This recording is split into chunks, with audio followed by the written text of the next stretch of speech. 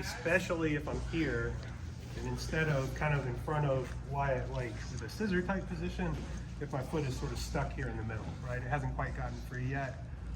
You know, I can't tell you guys how much I'm here. Like every single time I roll, probably at some point I'm in this spot. If I can control the collar here, and I can keep the punch on Wyatt's collarbone, that's gonna keep him from closing the distance with me. If I don't have this, none of this is gonna work. I'll tell you that straight up. You gotta keep their head away from you, so when you make your angle, you can actually hit this thing here, right?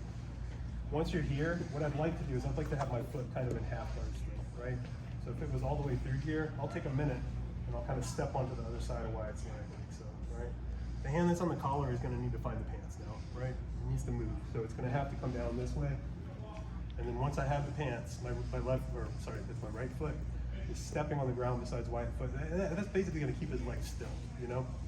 And as my knee, which is on his far hip, lifts up, and my hand lifts up, right?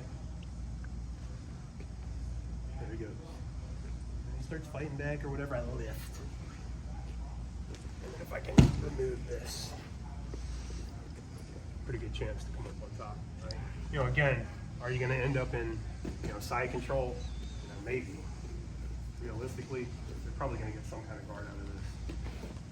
So you're here, maybe you're just in half guard with a leg up, you know, you're like in the middle of the recovery, but you have this nice frame. It's difficult for them to play any games here. I managed to establish this. And then once my foot, I wouldn't do this until my foot gets into place. Once my foot gets into place, I got him. I feel good about this. Here, stepping on the hip, punching myself on my thigh, a little bit of a push.